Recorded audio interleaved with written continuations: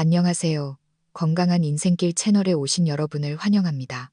오늘 이야기를 시작하기 전에 여러분께 질문 하나 드리고 싶습니다.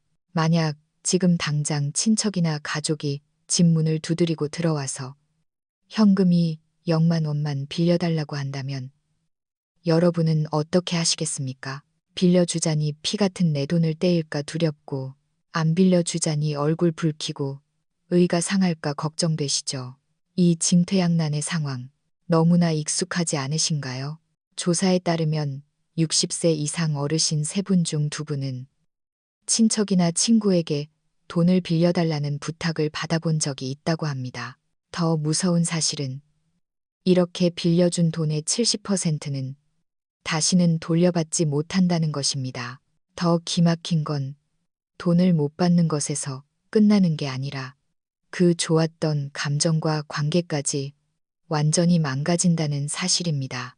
오늘 저는 수원에 사시는 68세 은퇴 교사 김영자님의 이야기를 들려드리려 합니다. 그녀는 정과 신뢰라는 이름으로 끊임없이 마음을 내어주다 결국 배신당했지만 마침내 단 3마디 말로 자신의 노후를 지키게 되었습니다. 이제는 누구도 그녀에게 함부로 돈을 빌려달라 하지 못합니다. 과연 그 3마디는 무엇일까요? 그리고 그녀는 어떤 배신과 깨달음을 겪었을까요? 오늘 영상 꼭 끝까지 시청해 주십시오. 이 3마디는 우리 시니어들이 반드시 배워야 할 지혜입니다. 돈을 지켜야만 만년의 품위와 안전도 지킬 수 있으니까요. 반갑습니다. 저는 김영자입니다. 1956년생, 올해로 68이 되었습니다. 저는 경기도 수원에서 30년 넘게 초등학교 교사로 일했고 교무부장까지 지내고 은퇴했습니다. 지금 이 영상을 보시는 60대 이상 시청자분들이라면 저와 똑같은 고민을 해보셨을 겁니다. 누군가 돈을 빌려달라고 할 때 그 난처한 말이죠. 머리가 지끈거립니다. 빌려주면 못 받을 것 같고 거절하면 돈 좀 있다고 유세 떤다며 욕먹을까 겁나고 오늘 저는 제 치부일 수도 있는 지난 30년간의 돈거래 잔혹사를 들려드리고자 합니다. 거절할 줄 모르던 호구였던 제가 어떻게 스스로를 지키는 사람으로 변했는지 그리고 무엇보다 그 과정에서 터득한 마법 같은 3마디를 알려드리겠습니다. 이 3마디만 있으면 누구와도 척지지 않고 제 손에 또한 보지 않을 수 있습니다. 제 소개를 조금 더 하자면 저는 대한민국이 농경사회에서 고도 산업화 사회로 변모하는 격동기를 온몸으로 겪었습니다. 세상 인심이 어떻게 변하는지 똑똑히 지켜봤죠. 제 남편은 1995년 제가 39일 때 간암으로 세상을 떠났습니다. 젊은 나이에 홀로 2아이를 키워야 했습니다. 큰아들 민호는 지금 42인데 판교 IT 기업에서 개발자로 일하며 월 600만 원 정도 법니다. 딸 지은이는 40이고 부산의 한 대학병원 간호사로 일하며 월 400만 원 정도 받습니다. 2아이 모두 효성이 지극하지만 저는 자식들에게 짐이 되기 싫어 수원 장안구의 단독주택에서 혼자 살고 있습니다. 연금은 매달 250만 원 정도 나오는데 교사 연금치고는 중간 정도입니다. 집 대출은 다 갚았고 난초를 키우거나 노인복지관에 다니며 이웃들과 어울려 소박하게 삽니다. 알뜰히 모은 예금 1억 2천만 원 정도가 있는데 이건 제 병원비로 쓸 비상금입니다. 이 정도면 꽤 안정적인 노후 아니냐고 생각하실지 모릅니다. 그런데 바로 그게 문제였습니다. 제가 연금도 나오고 퇴직 교사라 점잖아서 거절 못하게 생겼다는 걸 다들 아니까 온갖 사람들이 돈을 빌리러 오는 겁니다. 39세부터 68세가 된 지금까지 어림잡아 10번은 넘게 돈을 빌려줬습니다. 가족, 이웃, 옛 동료, 심지어 별로 친하지도 않은 친구까지 빌려줄 때마다 괴로웠고 뼈아픈 교훈을 얻었습니다. 가장 고통스러운 건 돈 문제가 얽히면 그 좋았던 관계가 순식간에 지옥으로 변한다는 겁니다. 빌려주면 돈 떼먹고 적반하장으로 나오고 안 빌려주면 구두쇠라며 비난하고 정말 어느 장단에 춤을 춰야 할지 모르겠더군요. 하지만 30년의 실현 끝에 저는 답을 찾았습니다. 바로 세 가지 말입니다. 첫 번째는 가문의 철칙입니다. 두 번째는 권한의 이양입니다. 세 번째는 마음의 다리입니다. 이 세 마디는 각각 쓰이는 상황과 그 뒤에 숨겨진 지혜가 다릅니다. 이 비법을 알려드리기 전에 제가 겪었던 3번의 참담했던 경험을 먼저 말씀드려야겠습니다. 왜냐하면 그 함정이 어디에 있는지 알아야 이 세 마디가 왜 필요한지, 언제 써야 하는지 뼛속 깊이 이해하실 테니까요. 30년 전 그 겨울로 돌아가 보겠습니다. 그해 제 나이 38. 저는 제가 착한 일을 한다고 믿었지만 그것은 악몽의 서막이었습니다. 1994년 가을, 대한민국 전체가 들썩였습니다. 주가는 고공행진을 했고 부동산 불패신화가 온 나라를 뒤덮었습니다. 어디를 가나 누가 주식으로 대박 났다더라.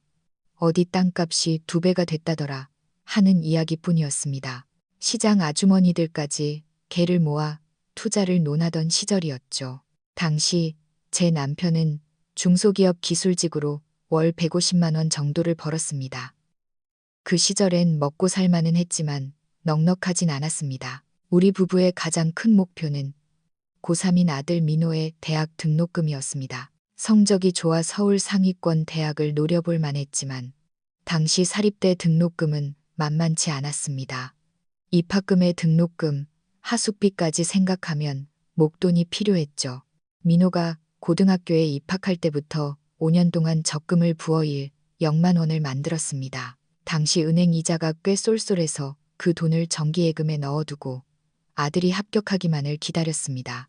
통장을 볼 때마다 밥을 안 먹어도 배가 부를 만큼 든든했습니다. 그런데 어느 일요일 저녁 친정 오빠인 영철 오빠가 찾아왔습니다. 저보다 3살 위인 오빠는 제조업을 했는데 사람은 똑똑하고 배짱도 좋았지만 귀가 얇은 게 흠이었습니다. 유행하는 건 다 해봐야 직성이 풀리는 성격이었죠. 오빠는 상기된 얼굴로 숨도 안 쉬고 말을 쏟아냈습니다. 영자야, 내 말 좀 들어봐라. 지금 천재일우의 기회가 왔다. 너 지금 일산 신도시 아파트 값이 얼마나 뛰었는지 아냐? 내 친구가 3달 전에 산 분양권이 벌써 50%나 올랐어. 오빠, 그래서 무슨 말이 하고 싶은 건데 지금 딱 좋은 물건이 나왔는데 내가 3달만 쥐고 있다가 팔면 최소 2배는 남길 수 있어. 근데 내가 현금이 좀 부족해. 딱 0만 원이 모자라네. 너희 그 적금 탄 거 은행에 넣어봤자 이자 몇 푼이나 되냐. 나한테 빌려주면 딱 3달 뒤에 이자 쳐서 200만 원으로 돌려줄게. 이거 완전 땅 짚고 헤엄치기야. 남편은 단박에 인상을 썼습니다. 워낙 신중한 사람이라 일확천금 같은 건 믿지 않았거든요. 형님, 그런 건 위험합니다. 이 돈은 우리 민호 대학 갈 돈이라 절대 건드리면 안 됩니다. 하지만 오빠는 청산유수였습니다. 매제, 생각 좀 해봐. 2배로 불리면 민호 대학 등록금은 물론이고 대학원 유학까지 보낼 수 있어. 그리고 우리가 남이냐? 내가 친동생 돈을 떼먹겠어? 오빠는 무슨 서류 뭉치를 꺼내 보여주며 아주 전문적인 척 설명을 해댔습니다. 숫자가 빽빽한 그 서류가 뭘 의미하는지는 몰랐지만 뭔가 대단해 보였죠. 결정타는 이 말이었습니다. 영자야, 우리가 어릴 때부터 내가 너한테 해코지한 적 있냐? 한 뱃속에서 나온 남매인데 내가 내 신용을 걸고 하는 소리야. 그 말에 제 마음이 무너졌습니다. 가난했던 어린 시절 오빠는 저를 업어 키우다시피 했고 제가 교대에 갈 때도 뒷바라지를 해줬거든요. 저는 남편을 설득했습니다. 여보, 오빠 한 번만 믿어보자. 남편은 깊은 한숨을 쉬며 말했습니다. 영자 당신 정말 이러면 안 돼. 민호 앞길 막으면 어쩌려고 그래. 아냐, 오빠가 3달이면 된다잖아. 원금은 보장된다는데 뭐. 지금 생각하면 제가 얼마나 어리석었는지 쥐구멍에라도 숨고 싶습니다. 탐욕 앞에서는 핏줄도 소용없다는 걸 몰랐으니까요. 결국 제 고집으로 1력만 원을 오빠에게 건넸습니다. 돈을 받아든 오빠는 세상을 다 가진 듯 기뻐하며 호언장담했습니다. 하지만 석 달이 지나도 오빠는 나타나지 않았습니다. 전화를 하면 조금만 기다려라. 지금 잔금 처리가 늦어진다며 핑계를 댔습니다. 5달째 민호의 합격 통지서가 날아왔습니다. 서울의 명문대에 합격했죠. 온 가족이 껴안고 울었지만 기쁨은 잠시였습니다. 당장 낼 입학금이 없었으니까요. 저는 염치불고하고 오빠 집을 찾아갔습니다. 그런데 오빠 꼴이 말이 아니었습니다. 눈은 은하고 술 냄새가 진동했죠. 오빠 돈 어떻게 됐어? 민호 등록금 내야 해. 오빠는 고개를 떨구며 말했습니다. 영자야, 미안하다. 다 날렸다. 하늘이 노래진다는 게 이런 거더군요. 오빠가 투자한 건 사기 분양이었고 시행사가 도망가는 바람에 휴지 조각이 된 겁니다. 오빠, 원금은 안전하다며, 확실하다며, 나도 이럴 줄 몰랐지. 시간 좀 주라. 내가 어떻게든 갚을게. 그 뒤로 오빠는 잠적했습니다. 알고 보니 제 돈만 빌린 게 아니라 여기저기서 빚을 끌어다 써서 집까지 경매로 넘어간 상태였습니다. 결국 우리는 은행에서 고금리 대출을 받아 겨우 등록금을 냈습니다. 그 빚을 갚느라 몇 년을 허리띠 졸라매고 살아야 했죠. 더 가슴 아픈 건 남편과의 사이가 멀어진 것입니다. 남편은 대놓고 비난하진 않았지만 술만 마시면 땅이 꺼져라 한숨을 쉬었습니다. 그 한숨 소리가 제 가슴을 후벼 팠습니다. 제가 제 손으로 아이의 교육비와 남편의 신뢰를 갉아먹은 겁니다. 그 일 0만 원은 끝내 한 푼도 받지 못했고 오빠와는 의절했습니다. 심지어 남편이 간암으로 투병할 때도 장례식장에도 오빠는 코빼기도 비치지 않았습니다. 돈이 피보다 진한 형제애를 어떻게 난도질하는지 뼈저리게 느꼈던 첫 번째 사건이었습니다. 하지만 그때 저는 너무 젊었고 여전히 거절하는 법을 몰랐습니다. 그저 운이 나빴다라고만 생각했죠. 더 큰 시련이 기다리고 있는 줄도 모르고 말입니다. 세월이 흘러 2016년 제가 정년 퇴임을 하고 60세가 되었을 때입니다. 은퇴 후의 삶은 평화로웠습니다. 아침 6시에 일어나 공원에서 체조를 하고 마당에 난초에 물을 주고 오후엔 복지관에서 서예를 배웠습니다. 매달 나오는 연금으로 혼자 살기엔 부족함이 없었죠. 당시 제 이웃에는 박댁이라고 부르는 아주머니네 가족이 살았습니다. 저보다 2살 위인 박댁 언니는 근처 시장에서 칼국수 집을 했습니다. 남편분과 함께 열심히 일하는 성실한 가족이었죠. 그 집엔 중2인 아들 준호와 초등학생 딸이 있었습니다. 준호는 저를 교장 선생님 할머니라 부르며 잘 따랐고 박댁은 김장 때마다 수육이며 김치를 챙겨주는 고마운 이웃이었습니다. 그런데 2020년 코로나가 터지면서 모든 게 변했습니다. 칼국수 집 손님이 뚝 끊겼습니다. 점심시간에도 파리만 날리는 걸 보며 저도 마음이 아파 일부러 필요도 없는 만두를 포장해 오곤 했습니다. 박댁은 형님 정말 고마워요. 형님밖에 없어요. 라며 눈시울을 붉혔죠. 그 무렵 준호의 고등학교 진학 문제가 불거졌습니다. 준호는 공부를 꽤 잘했는데 박댁은 아들을 외고나 자사고 같은 특수목적 고등학교에 보내고 싶어 했습니다. 형님, 우리 준호가 머리는 좋은데 일반고 가면 분위기 휩쓸릴까 봐요. 기숙사 있는 사립고에 보내서 서울대 한번 보내보고 싶어요. 교사였던 저도 그 마음을 이해하고 응원했습니다. 하지만 사립고 학비는 만만치 않았습니다. 3년 학비와 기숙사비까지 하면 수천만 원이 깨지는 일이었죠. 어느 날 박댁이 퉁퉁 부은 눈으로 찾아왔습니다. 형님, 나 정말 죽고 싶어요. 준호 학비 때문에 잠이 안 와요. 가게는 적자고 모아둔 돈은 400만 원밖에 없는데 은행 대출도 막혔어요. 그러면서 제 손을 잡고 울먹였습니다. 형님, 염치 없는 줄 알지만 저 이 0만 원만 빌려주시면 안 될까요? 준호 합격했는데 등록금이랑 기숙사비 낼 돈이 없어요. 가게 보증금을 빼서라도 꼭 갚을게요. 심장이 덜컥 내려앉았습니다. 오빠에게 당했던 기억이 되살아났죠. 하지만 자식 공부 때문에 우는 엄마를 보니 마음이 약해졌습니다. 더구나 박댁은 오빠처럼 투기를 하려는 게 아니잖아요. 내가 생각 좀 해볼게. 그 말에 박댁은 희망을 본 듯했습니다. 형님 정말 감사합니다. 제가 이 은혜 평생 안 잊을게요. 그날부터 지옥이 시작되었습니다. 빌려주자니 제 노후 자금이 위태롭고 안 빌려주자니 매일 얼굴 보는 이웃과 원수가 될 것 같았습니다. 박댁은 매일같이 찾아와 은근한 압박을 줬습니다. 어제 준호가 울면서 그러더라고요. 엄마, 나 학교 못 가? 형님은 준호의 대모님이나 다름없어요. 저는 결국 꾀를 내어 거절하기로 했습니다. 박댁, 미안해. 내가 도와주고 싶은데 우리 아들 민호가 내 돈을 다 가져다가 3년짜리 묶인 펀드에 넣었대. 지금 깨면 원금의 30%가 날아간다네. 아들이 절대 안 된다고 난리야. 그 말을 들은 박댁의 표정이 싸늘하게 식더군요. 아, 그래요. 펀드요. 할 수 없죠. 그 뒤로 박댁의 태도는 180도 돌변했습니다.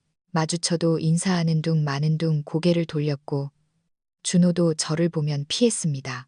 동네에 돈 좀 있다고 사람 무시한다. 겉과 속이 다르다는 헛소문까지 퍼뜨렸습니다. 결국 그 집은 어떻게 돈을 구해서 준호를 진학시켰지만 우리 사이는 완전히 끝났습니다. 저는 거짓말로 돈은 지켰지만 소중한 이웃과 제 평판을 잃었습니다. 그때 깨달았습니다. 거절은 기술이 필요하다는 것을요.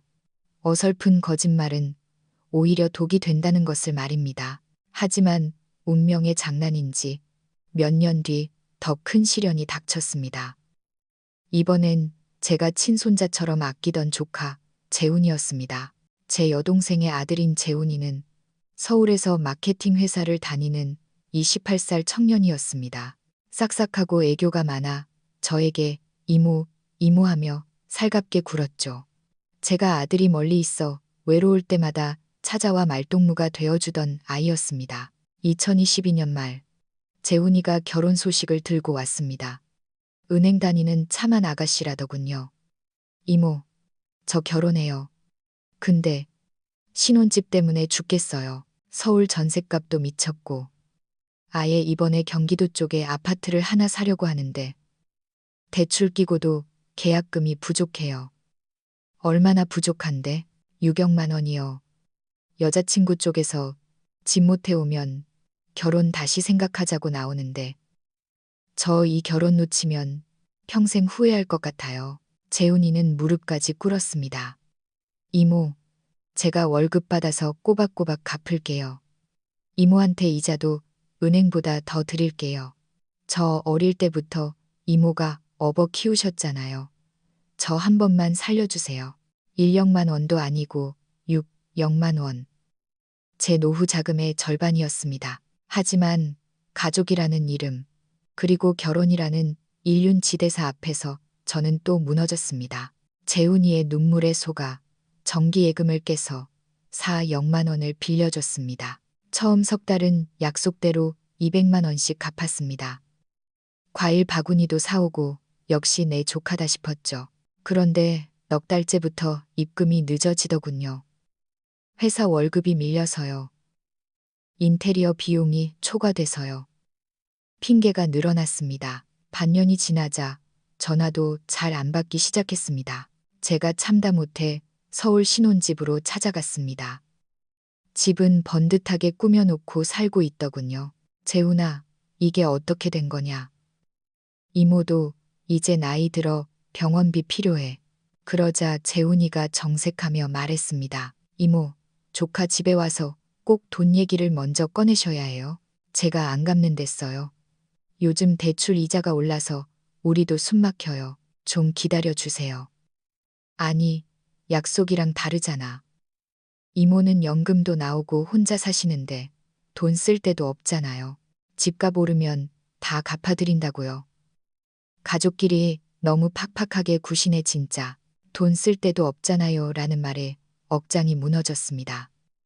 내 노후의 안전판을 그 아이는 그저 잉여 자금 취급을 한 겁니다. 제가 아끼던 조카는 온데간데 없고 빚쟁이에게 쫓기는 뻔뻔한 채무자만 남아 있었습니다. 그 돈 4억만 원 중 아직 3억만 원은 못 받았습니다. 돈보다 더 아픈 건 제가 자식처럼 사랑했던 조카를 잃었다는 상실감이었습니다. 화병이 나서 며칠을 알아누웠습니다. 억울해서 잠이 안 왔습니다. 그러다 주말에 아들 민호가 내려왔을 때 만두를 빚다가 저도 모르게 펑펑 울음을 터뜨렸습니다. 그간의 사정을 다 털어놓았죠. 민호는 묵묵히 듣더니 아주 냉철하게 진단했습니다. 어머니의 문제는 마음이 약한 게 아니에요. 돈으로 사랑을 증명하려 했다는 게 문제예요. 거절하면 상대방이 어머니를 사랑하지 않는다고 생각할까봐 두려우셨던 거죠. 하지만 진짜 어머니를 아끼는 사람이라면 어머니 노후 자금까지 뺏어 달라고 하진 않아요. 아들의 말은 전곡을 찔렀습니다. 엄마, 오늘부터 딱 정해요. 누가 돈 빌려달라고 하면 무조건 이 3가지 대본대로만 말씀하세요. 연습하셔야 해요. 그날 주말 내내 아들과 저는 연극하듯 대화 연습을 했습니다. 그리고 저는 다시 태어났습니다. 이제 여러분께 그 비법 3가지 마법의 문장을 공개합니다. 첫 번째 문장. 가문의 철치, 원칙의 방패. 이 말은 관계가 아주 깊지는 않은 지인이나 친척에게 씁니다. 아유, 어쩌지요. 정말 미안해요. 그런데 우리 집에 돌아가신 남편이 남긴 엄한 유언이자 철칙이 있어요. 친척이나 친구와는 절대 돈 거래하지 마라. 보증도 서지 마라. 돈 잃고 사람 잃는다. 이 원칙을 어기면 제가 남편 뵐 면목이 없어서요. 우리 집 가훈 같은 거라 제가 깰 수가 없네요. 정말 미안합니다. 이 말의 핵심은 거절의 주체를 나에서 돌아가신 남편 또는 집안의 어른으로 돌리는 것입니다. 내가 싫어서 안 빌려주는 게 아니라 집안의 규칙이라 어쩔 수 없다는 명분을 세우는 거죠. 그러면 상대방도 집안 규칙이라는데 더 이상 떼를 쓸 수 없습니다. 두 번째 문장, 권한의 이양, 자녀. 핑계. 이 말은 좀 더 끈질기게 요구하는 사람이나 큰 액수를 요구할 때 씁니다. 어머, 어떡하죠? 제가 나이가 드니까 깜빡깜빡해서 자식들이 걱정된다고 제 돈을 다 가져가서 관리해요. 연금 들어오면 바로 애들 통장으로 넘어가고 저는 딱 생활비만 용돈처럼 타서 써요. 목돈은 다 장기 펀드에 묶여 있어서 제 마음대로 10원 한 장도 못 꺼내요. 자식들 허락 없이는 도장을 못 찍어요. 이것은 돈이 내 수중에 없다라고 선언하는 겁니다. 뺏을 돈이 없다는 걸 알면 상대는 포기합니다. 만약 자식한테 말해봐라 라고 하면 미리 입을 맞춘 자녀들이 악역을 맡아주면 됩니다. 두 번째 문장, 마음의 다리, 감정의 보상. 이것은 정말 아끼는 사람이 진짜 공경에 처했을 때 쓰는 가장 지혜로운 말입니다. 내 사정 들으니 내 마음이 너무 아프고 걱정된다. 정말 도와주고 싶은데 내가 겪어보니 돈거래는 결국 소중한 인연을 망치더라. 나는 너랑 돈 때문에 서먹해지는 게 죽기보다 싫어. 그래서 돈은 빌려줄 수가 없어. 이 점은 꼭 이해해주면 좋겠어. 대신 돈 말고 우리가 같이 해결할 방법은 없을까? 내가 알아봐 줄 수 있는 복지 제도나 조언해 줄 수 있는 건 뭐든 도울게. 네가 힘들 때 밥이라도 한 끼 든든히 사주고 이야기는 밤새 들어줄 수 있어. 나는 끝까지 내 편이야. 이 말은 거절은 단호하게 하되 상대방의 마음을 어루만져 주는 고도의 화법입니다. 이 3마디의 효과를 톡톡히 본 사건이 작년에 있었습니다. 예전에 같이 근무했던 후배 교사 이동욱 선생님이 찾아왔습니다. 어머니가 췌장암 말기라 수술비 3억만 원이 급히 필요하다며 울면서 무릎을 꿇더군요. 예전 같았으면 덜컥 돈을 내줬을 겁니다. 하지만 저는 침착하게 3번째 문장 마음의 다리를 썼습니다. 이 선생님 정말 안타깝네요. 하지만 돈은 빌려줄 수 없어요. 대신 제가 교직원 공제회 대출이나 긴급 의료비 지원 제도를 알아봐 드릴게요. 제 친구가 대학병원 원무과에 있으니 수술비 감면 방법이 있는지 지금 바로 전화해 봅시다. 제가 전화기를 드는 순간 이 선생님이 당황하며 저를 말렸습니다. 아, 아닙니다. 괜찮습니다. 알고 보니 어머니 암 수술은 거짓말이었고 도박빚을 갚고 해외여행을 가려고 돈을 꾸러다닌 거였습니다. 제가 실질적인 도움을 주려 하자 거짓말이 들통날까봐 도망친 거죠. 이 일을 계기로 저는 깨달았습니다. 진짜 도움이 필요한 사람은 다른 해결책을 제시했을 때 고마워하지만 돈만 노린 사람은 화를 내거나 떠난다는 사실을요. 여러분, 돈은 나의 노후를 지켜주는 갑옷입니다. 그리고 거절은 관계를 끊는 게 아니라 불건전한 의존으로부터 나와 상대를 보호하는 가장 지혜로운 사랑입니다. 이제 저는 더 이상 거절하는 게 두렵지 않습니다. 냉장고 문에 이 세 문장을 붙여두고 매일 읽습니다. 나는 돈으로 사랑을 증명할 필요가 없다. 여러분도 오늘 이 세 마디를 꼭 기억해 주십시오. 여러분의 평온하고 품위 있는 노후를 위해서 말입니다.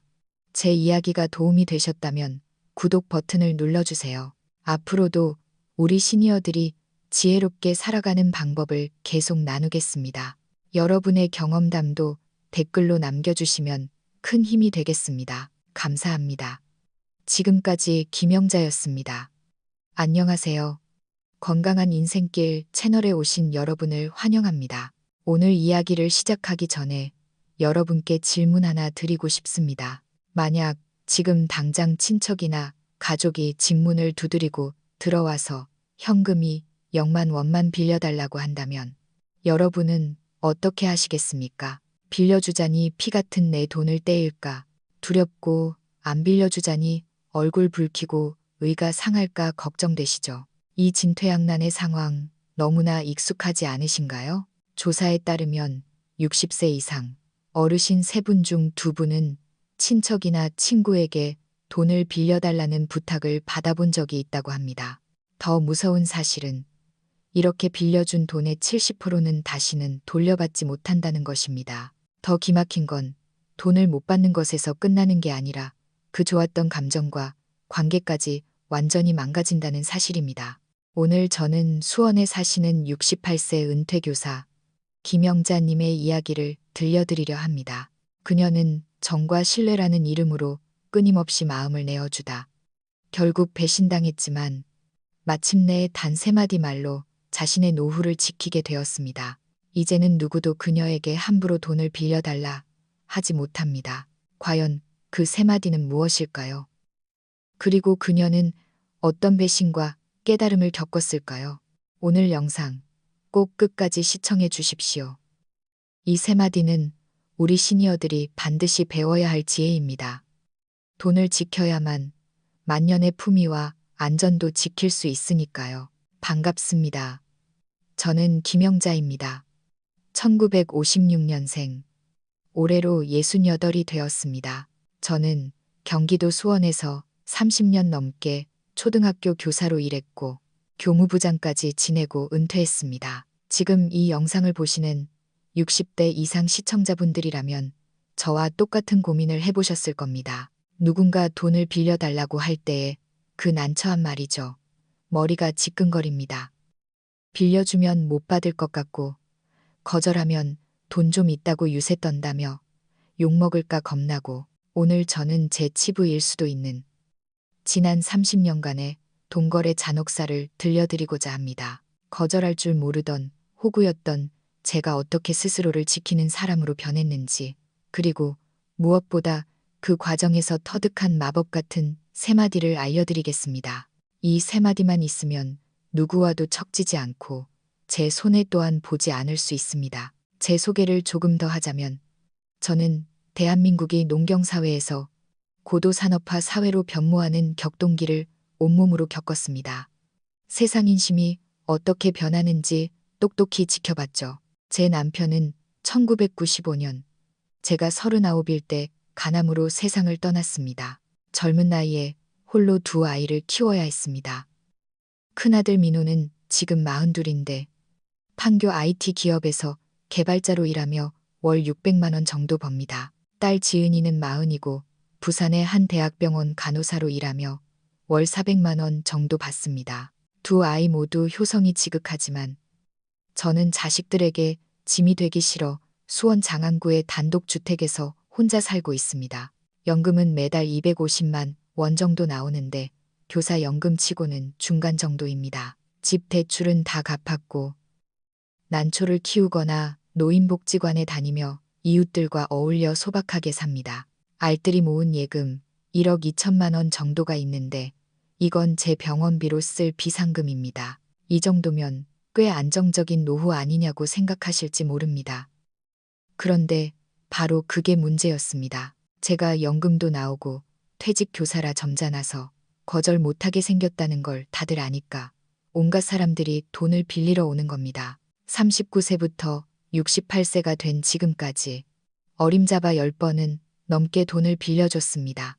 가족, 이웃, 옛 동료, 심지어 별로 친하지도 않은 친구까지 빌려줄 때마다 괴로웠고 뼈아픈 교훈을 얻었습니다. 가장 고통스러운 건 돈 문제가 얽히면 그 좋았던 관계가 순식간에 지옥으로 변한다는 겁니다.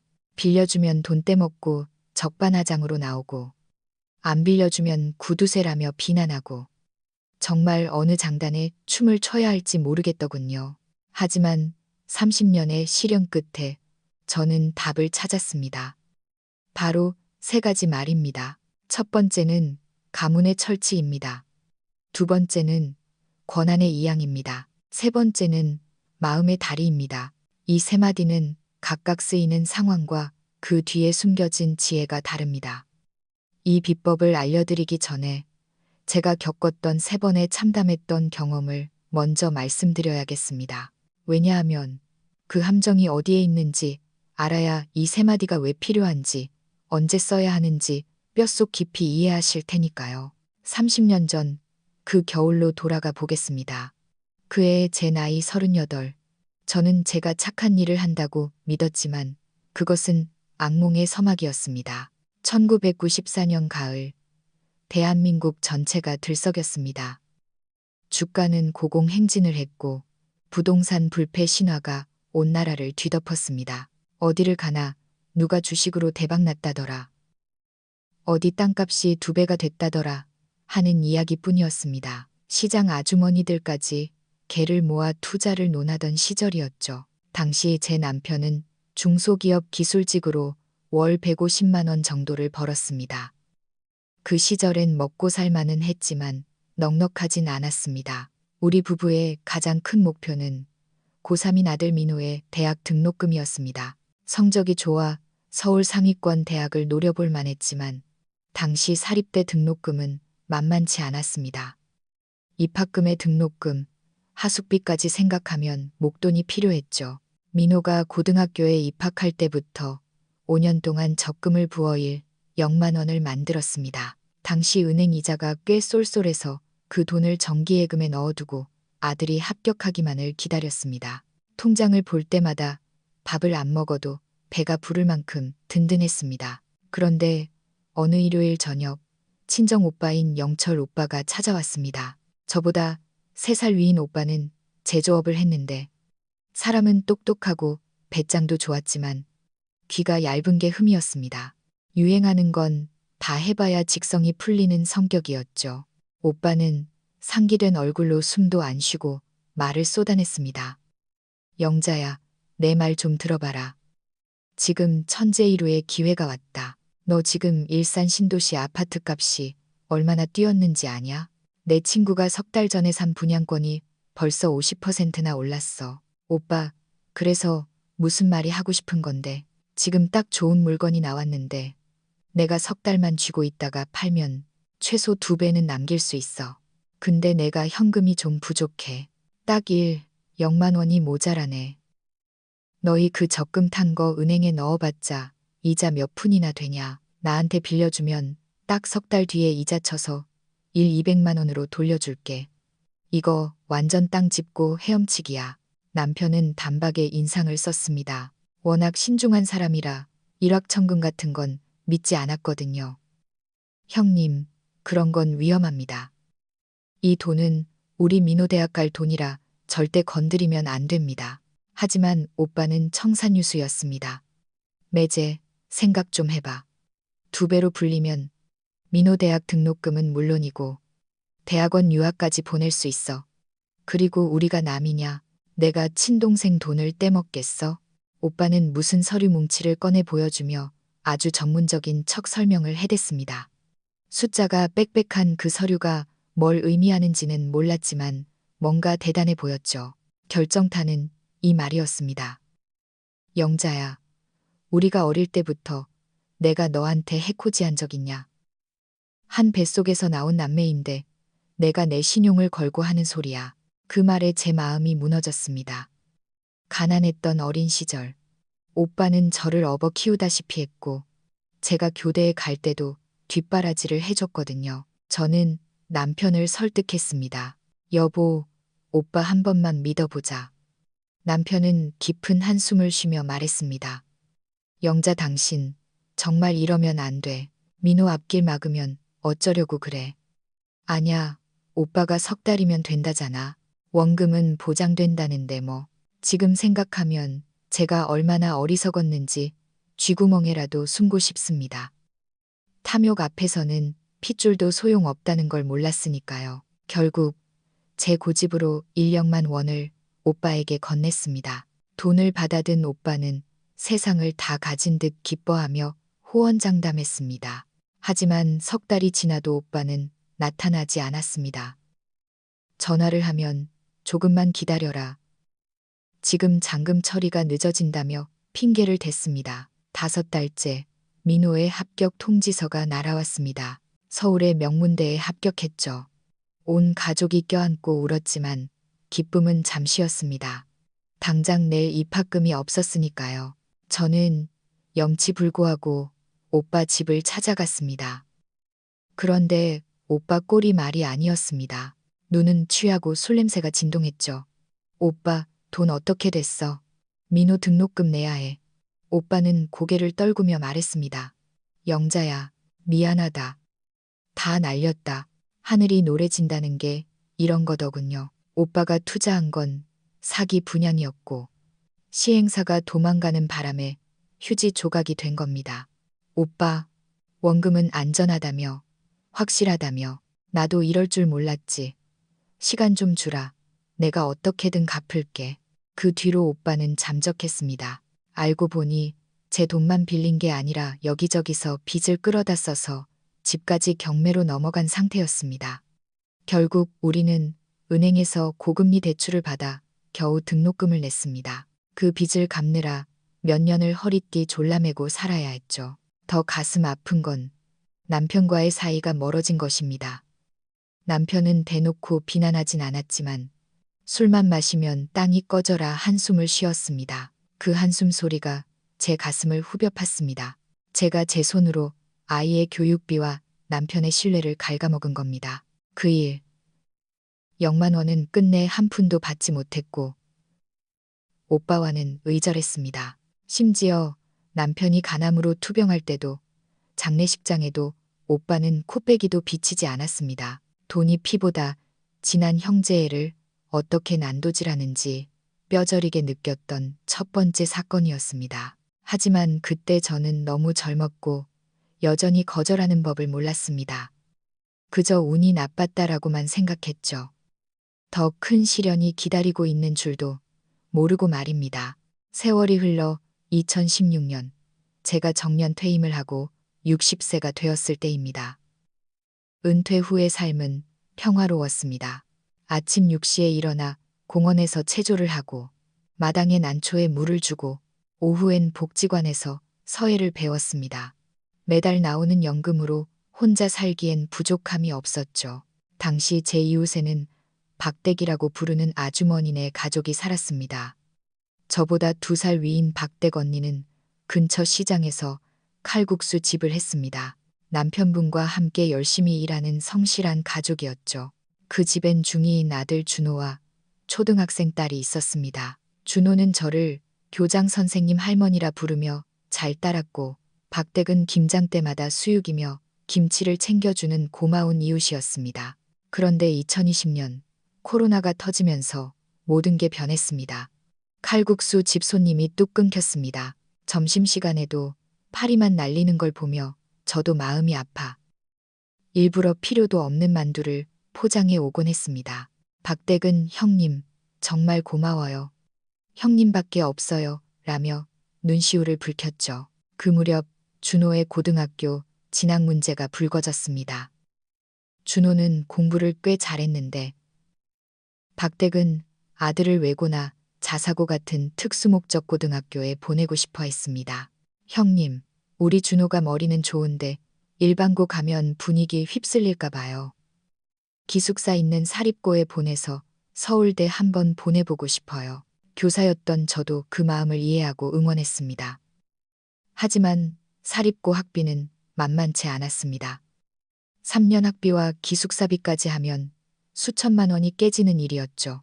어느 날 박댁이 퉁퉁 부은 눈으로 찾아왔습니다. 형님, 나 정말 죽고 싶어요. 준호 학비 때문에 잠이 안 와요. 가게는 적자고 모아둔 돈은 400만 원밖에 없는데 은행 대출도 막혔어요. 그러면서 제 손을 잡고 울먹였습니다. 형님, 염치 없는 줄 알지만 저 2억만 원만 빌려주시면 안 될까요? 준호 합격했는데 등록금이랑 기숙사비 낼 돈이 없어요. 가게 보증금을 빼서라도 꼭 갚을게요. 심장이 덜컥 내려앉았습니다. 오빠에게 당했던 기억이 되살아났죠. 하지만 자식 공부 때문에 우는 엄마를 보니 마음이 약해졌습니다. 더구나 박댁은 오빠처럼 투기를 하려는 게 아니잖아요. 내가 생각 좀 해볼게. 그 말에 박댁은 희망을 본 듯했습니다. 형님 정말 감사합니다. 제가 이 은혜 평생 안 잊을게요. 그날부터 지옥이 시작되었습니다. 빌려주자니 제 노후 자금이 위태롭고 안 빌려주자니 매일 얼굴 보는 이웃과 원수가 될 것 같았습니다. 박댁은 매일같이 찾아와 은근한 압박을 줬습니다. 어제 준호가 울면서 그러더라고요. 엄마, 나 학교 못 가? 형님은 준호의 대모님이나 다름없어요. 저는 결국 꾀를 내어 거절하기로 했습니다. 박댁, 미안해. 내가 도와주고 싶은데 우리 아들 민호가 내 돈을 다 가져다가 3년짜리 묶인 펀드에 넣었대. 지금 깨면 원금의 30%가 날아간다네. 아들이 절대 안 된다고 난리야. 그 말을 들은 박댁의 표정이 싸늘하게 식더군요. 아, 그래요. 펀드요. 할 수 없죠. 뭐. 그 뒤로 박댁의 태도는 180도 돌변했습니다. 마주쳐도 인사하는 둥, 마는 둥 고개를 돌렸고 준호도 저를 보면 피했습니다. 동네에 돈 좀 있다고 사람 무시한다. 겉과 속이 다르다는 헛소문까지 퍼뜨렸습니다. 결국 그 집은 어떻게 돈을 구해서 준호를 진학시켰지만 우리 사이는 완전히 끝났습니다. 저는 거짓말로 돈은 지켰지만 소중한 이웃과 제 평판을 잃었습니다. 그때 깨달았습니다. 거절은 기술이 필요하다는 것을요. 어설픈 거짓말은 오히려 독이 된다는 것을 말입니다. 하지만 운명의 장난인지 몇 년 뒤 더 큰 시련이 닥쳤습니다. 이번엔 제가 친손자처럼 아끼던 조카 재훈이었습니다. 제 여동생의 아들인 재훈이는 서울에서 마케팅 회사를 다니는 28살 청년이었습니다. 싹싹하고 애교가 많아 저에게 이모, 이모하며 살갑게 굴었죠. 제가 아들이 멀리 있어 외로울 때마다 찾아와 말동무가 되어주던 아이였습니다. 2022년 말 재훈이가 결혼 소식을 들고 왔습니다. 은행 다니는 참한 아가씨라더군요. 이모, 저 결혼해요. 근데 신혼집 때문에 죽겠어요. 서울 전셋값도 미쳤고 아예 이번에 경기도 쪽에 아파트를 하나 사려고 하는데 대출 끼고도 계약금이 부족해요. 얼마나 부족한데 6억만 원이요. 여자친구 쪽에서 집 못 해오면 결혼 다시 생각하자고 나오는데 저희 결혼 놓치면 평생 후회할 것 같아요. 재훈이는 무릎까지 꿇었습니다. 이모, 제가 월급 받아서 꼬박꼬박 갚을게요. 이모한테 이자도 은행보다 더 드릴게요. 저 어릴 때부터 이모가 업어 키우셨잖아요. 저 한 번만 살려주세요. 1억만 원도 아니고 6억만 원. 제 노후 자금의 절반이었습니다. 하지만 가족이라는 이름, 그리고 결혼이라는 일륜지대사 앞에서 저는 또 무너졌습니다. 재훈이의 눈물에 속아 정기예금을 깨서 4억만 원을 빌려줬습니다. 처음 석 달은 약속대로 200만 원씩 갚았습니다. 과일 바구니도 사오고 역시 내 조카다 싶었죠. 그런데 넉 달째부터 입금이 늦어지더군요. 회사 월급이 밀려서요. 인테리어 비용이 초과돼서요.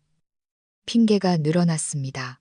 반년이 지나자 전화도 잘 안 받기 시작했습니다. 제가 참다 못해 서울 신혼집으로 찾아갔습니다.